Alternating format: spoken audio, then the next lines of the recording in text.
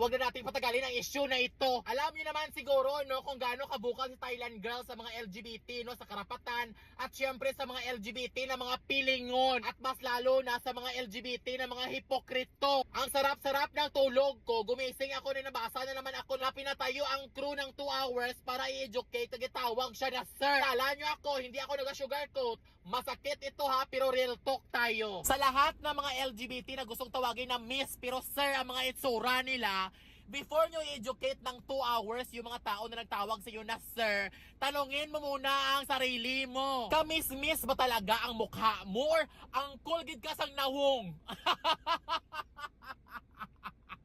Diba? Mag-demand ka ng miss, wala man yan problema. Pero paano yan siya kung sa first glance pa lang, daw barako ka? Diba? Ayaw ko talaga mag-sugarcoat, pasensya na ha. Alam nyo, wala man talaga problema sa mga LGBT member no, na gusto niyo tawagin na miss. Pero ang sa akin lang, okay lang naman sana kung sa first glance mahaba ang buhok mo, sexy ka, tapos mukha kang babae, syempre tawagan ka talaga na miss or ma'am kasi yun ang pagtingin nila sa'yo. Pero paano ka makademand sang miss or ma'am kung sa first glance pa lang ng waiter, day, barako ka pa kaya sa crew, angkol ka pa kay Chito sa Muntina. Magpasalamat ka na lang na sir ang tawag sa'yo, wala kagi, boss, ano man ang order mo boss? Inday, naintindihan ko naman na gusto natin tawagin sa tamang pronoun na gusto natin itawag sa mga sarili natin. Pero hindi naman natin masisi itong mga tao na kahit tawagin tayong miss, sa first glance pa lang nila sa atin, mukha tayong head ng NPA. Sarili ko, gustong-gusto ko ba na tawagin ako na miss? Pero wala akong magawa kasi sa first glance pa lang nila sa mukha ko, boss ang tawag nila kay daw head man ko sa Abu Sayyaf. Tapos ano gina-expect mo? Ha? Gina-expect mo na lahat ng mga tao sa palibot mo, responsibilidad nila na pag-aralan ang pronoun mo? Yung mag-demand ka ng karapatan na respetuhin ka at i-acknowledge ka ng mga tao sa palibot mo, maiintindihan ko yan dahil karapatan mo yan, deserve mo yan. Pero yung mag-demand ka na iba responsibilidad mo sa mga tao sa palibot mo na pag-aralan nilang LGBT kay LGBT ka, nasaan ang utak mo? Ano ka? Hindi ka pwede na mag-demand na kung gaano kalawak yung alam mo about sa LGBT at sa mga pronoun na yan. Lahat ng mga tao sa palibot mo, dapat gano'n din kalawak ang alam nila sa LGBT. Ikaw normal na alam mo lahat kasi LGBT ka. Pero yung mga straight na mga tao sa palibot mo, ano gina-expect mo na may alam sila about sa LGBT? Ano pakialam nila? Ikaw na LGBT, normal lang talaga na pag-aralan mo about sa LGBT, everything about LGBT, about sa pronoun na yan. Kasi LGBT ka, makarelate ka, pero wag mo yan i-expect sa mga tao sa palibot mo na hindi LGBT dahil wala silang pakialam. Bilang isang LGBT, masakit man na isipin yan, pero yan ang realidad. Normal na normal sa isang tao talaga na hindi niya pakikialaman at hindi niya pag-aaralan ang mga bagay na hindi siya makarelate, ang mga bagay na wala siyang pakialam at walang silbi sa buhay niya. Ikaw bilang isang LGBT, alam mo ba kung ano ang tamang tawag at alam mo ba kung ano ang dapat gagawin kung mag-menstruation ng isang babae? Di ba hindi? Wala kang pakialam na pag-aralan ang mga bagay na yan kasi nga hindi ka makarelate. The same goes sa mga straight na mga tao sa palibot natin. Wala silang pakialam na pag-aralan ng LGBT kasi nga hindi sila LGBT at hindi sila makarelate sa mga bagay-bagay na yan. Masakit man at hindi pabor sa atin ng mga LGBT pero wala tayong mga gawa kasi yan ang realidad. Ngayon, kung may mga tao na tinatawag tayo na sir kahit miss ang gusto natin, pag tinatawag tayo sa maling pronoun na gusto natin itawag sa mga sarili natin, normal at napaka-okay lang talaga na pagsabihan sila. Pero yung pag-aralan mo sila ng 2 hours? 2 hours talaga? Na ano ka? Presidente ka? Nga nagsuna-suna ka wala sa lugar ha? Nagsuna ka? Alam nyo halos sa mga LGBT, no? Akala nyo talaga umiikot ang mundo sa LGBT, no? Unahin pa ng crew na yan na pag-aralan ng LGBT na nag-struggle nga ang crew na yan kung paano siya makakain ng 3 beses sa isang araw. Tapos, pag-aralan niya pang LGBT. Baka nga siguro wala patulong ang crew na yan sa katrabaho. Kasi una iniisip niya may bayaran pa siya sa school. May bibilhin pa siya ng maintenance sa nanay niya. May mga utang pa siya na hinahabol. Tapos yun ang iniisip niyo. Pag-aralan niya pang LGBT. Ano tingin mo sarili mo ha? Na gina-expect mo na lahat ng mga tao sa palibot mo alam ang dapat itawag sa'yo? Ha? Ano ka? Ikaw ang nag-iisa sa mundo para pag-aralan? Ikaw ang bukod tangi?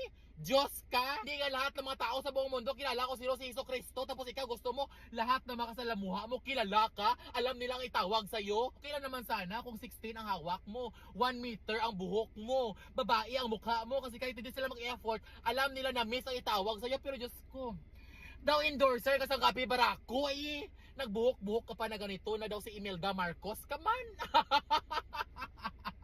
Kaya paalala sa lahat ng mga LGBT na katulad ko na gustong tawagin na miss pero ang itsura naton daw mga uncle. Oh, pag tinawag tayo na sir, i-inform lang sila nga lalaki ko itsura pero sir, miss ang gusto ko na itawag sa akin. Gano'n. Hindi na pag-aralan mo siya ng 2 hours. Grabe, assembly meeting ng tawag dyan. So guys, seryoso ito na usapan ha. One time, may mga kaibigan ako ng mga lalaki na nagtanong sa akin ba kung bakit ko maglakad-lakad daw ako kung saan-saan. Bakit daw hindi usually mga gay or mga LGBT ang kasama ko? Alam nyo ha, ito seryoso na usapan ha. Pasensya na talaga sa mga kapwa ko LGBT ha. Pero alam nyo, ang dami ko mga kaibigan at mga kakilala ng mga LGBT na grabe sila makakorek sa ibang tao about LGBT. Pero pag nakatalikod na mga tao at kami-kami na lang, sila pa talaga ang grabe manlait sa kapwa namin LGBT. Promise. Kaya minsan talaga, lumilihis talaga ako sa kanila kasi grabe ka mga hipokrito. 90% sa mga kilala ko talaga, no? Grabe, mangurek at mangaral sa ibang tao.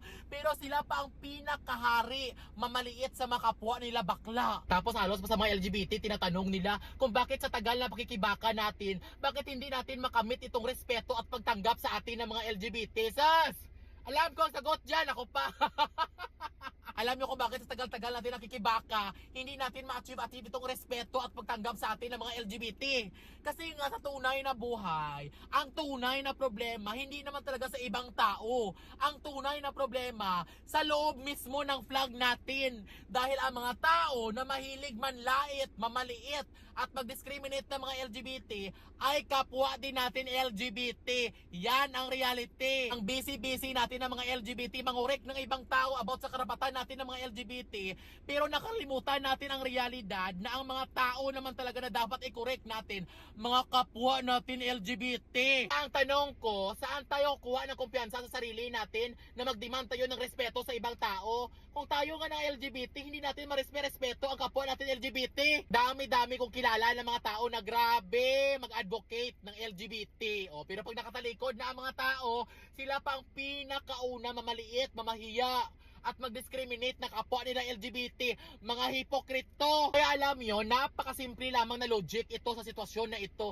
Hindi natin kailangan ng achievement para maintindihan ito. Ay, kaya sa kapwa ko LGBT, ito na naman ang tanong ko sa inyo.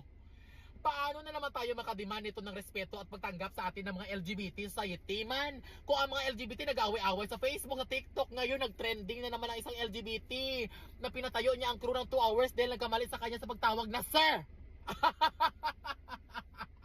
Kaya alam nyo guys, minsan naisip ko, siguro nga no, pinagkakait talaga ng Diyos na hindi natin ma-achieve yung mga karapatan na pinaglalaban natin about LGBT community. Kasi imagine nyo ha, nag-struggle pa nga tayo ng mga LGBT sa mga karapatan natin. Nag-suffer pa nga tayo sa society. Pero may ilang mga gay na talaga na kayang gawin ang mga bagay na ito sa mga tao na nagkamali sa kanila. Kaya minsan naisip ko, how much more no, kung buo na tayo ng mga LGBT, kung may mga karapatan na tayo at ina-acknowledge na tayo, baka nga siguro ang ilang LGBT, hindi na nila patatayuin ang mga tao na nagkamali sa kanila. Baka nga siguro paluluhodin pa nila sa mga munggo. Kaya nga siguro pinagkakait ng Diyos ang mga karapatan na pinaglalaban natin. Kasi minsan tayo ng mga LGBT, sobra na tayo. Wala na tayo sa lugar. Kaya ang video na ito, hindi na ito para sa nag-trending. Para ito sa lahat ng mga LGBT members na pwede ba, wala namang problema na manguri at mangaral ng ibang tao. Pero sana, habang pinapangaralan natin yung ibang tao, huwag natin kalimutan na pangaralan natin ang mga sarili natin. Ha? Okay?